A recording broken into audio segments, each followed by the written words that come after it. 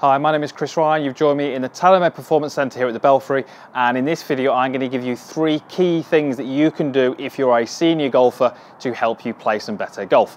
Before we do that, please make sure you follow me on my social media platforms. You've got the details hopefully in the corner of the screen about now for Facebook, for Twitter and for Instagram. As I said, please make sure you follow me on those. Right, so this video is aimed more towards the senior golfers or those golfers out there who feel they have reduced flexibility, and certainly through my coaching I would say that does apply to quite a lot of golfers.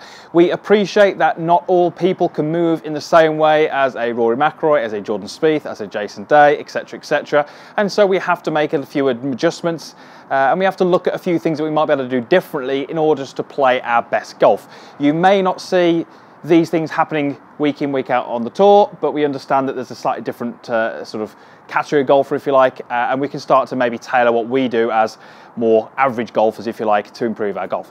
So the first thing that I want you to do is to really allow your hips to rotate in the backswing. So point number 1 is almost increase your hip turn. So during the backswing, every single golfer I've ever seen play the game has some amount of hip rotation. The more flexible you are, within reason, you can maybe get away with a little bit less rotation. We're talking, as I said, about golfers who are maybe a little bit less flexible, who don't quite have as much mobility. Therefore, we need to really allow these hips to open up in the backswing, and that's going to allow us to make a much, much fuller turn. So from a slightly different angle, we really want to make sure that as we're making our backswing, we're not being afraid to let those hips really rotate. Now, as I've done that, you'll notice that my trail knee has lost some flex. You'll notice that my lead knee has quite considerably increased in flex, and you can start to see just how much my hips have rotated there. That's going to help us rotate our upper body as well, and that's going to help us with a little bit more distance. So certainly this is something I do see quite a lot. The golfers are maybe trying to almost stabilize the legs too much. They're almost trying to sort of control what the legs do. I want you to let them go. Now, in order for that to happen, I want you to make sure that at setup both feet are slightly flared out. If we take this trail foot and we turn it a little bit too straight on, what that's going to do is it's going to really limit how much we can rotate. If we limit how much we can rotate in the hips, we limit how much we can rotate in the upper body, and we limit how far that golf club can go into its backswing. So point number 1 is really to just allow the hips to maybe open and rotate a little bit more, and this is going to help you when you get to the top. Top of the swing brings us on to point number 2. We're talking about the lead arm. So in my case, it's the left arm, and I don't want you to be too hung up on trying to keep this lead arm straight. A little bit of flex or a little bit of bend in that arm is absolutely fine. It's going to help that golf club travel a little bit further, and that in turn is going to help you generate a little bit more speed. So certainly, I do not want you to try and think that you're letting this arm bend down this way. But as we get to the top, if there's a little bit of flex in it, that is absolutely fine. Certainly for those golfers with a little bit less flexibility, a little bit reduced mobility, they may well find they can only go to this point here with the left arm straight, so allowing it to bend a little bit while still trying to keep a little bit of width may well help you achieve a slightly sort of longer swing, and that in turn is going to give you more distance. Many of the golfers who this will appeal to will often find that it's the distance that they're struggling with. They may well find that they hit it as straight as they've always done, they may well find they strike it as well as they've always done, but they may well find that they're losing a little bit of distance. So the key points that we're going through today are really going to hopefully get you moving a little bit more and get some of that distance back that you may well have lost. So point number 2 is all about the lead arm, and it's allowing it to flex and bend a little bit in order to get that club into a fuller position at the top. Point number 3 is about the lead foot, and I want you to feel that the heel is going to get a little bit lighter in the backswing, even to the point where it may well lift off the ground. So Jack Nicklaus, obviously very, very successful golfer, left heel came up in the backswing.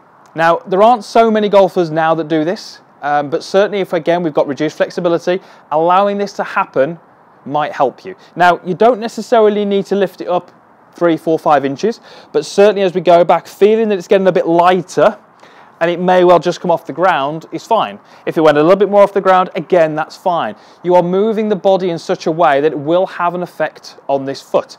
If you have got reduced flexibility, that foot will lift up.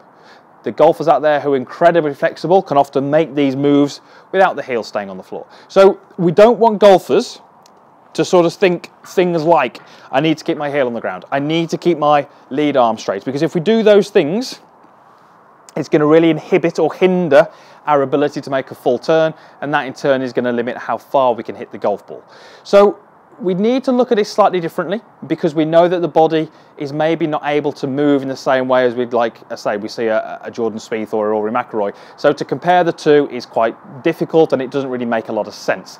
So 3 things there that might help you if you feel you fall into that category, if you feel that maybe you are losing a bit of flexibility, if you maybe think you're losing a little bit of distance, give those 3 things a go, and you might well pick up an extra 10, 15 yards, and it's certainly going to be an easy game for you if you can get that ball a little bit further down the fairway.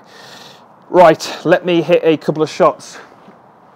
So I'm going to try and let that lead heel lift up a little bit, just to give you an example. And I'm certainly going to feel like I rotate my hips a little bit more, and I'm going to certainly let my left arm feel like it just bends a little at the top. So this swing might look a little bit longer than normal, but it's going to hopefully highlight what we're trying to do. So that certainly felt a longer swing than I would normally make. And the reason that club went longer in the backswing is for the reasons we spoke about. The left heel came up, the hips moved a little bit more, and I allowed that lead arm to flex. So let's just hit one more. I'm going to try and hit this normally now, so not doing those 3 things, and you'll see how much shorter this golf swing is. So a much shorter golf swing, and that's what we'd expect if I didn't do those 3 things.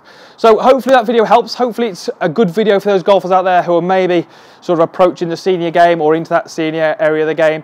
We want you to get you playing better golf. We want you to hit the ball further, and it is more fun if you can hit the ball further. So give those 3 things a go, and hopefully you will do just that. Right, as normal, like button down there, comments box, and a link to subscribe. All should be below the video, so please make sure you comment, like, and subscribe, and we will see you again next time.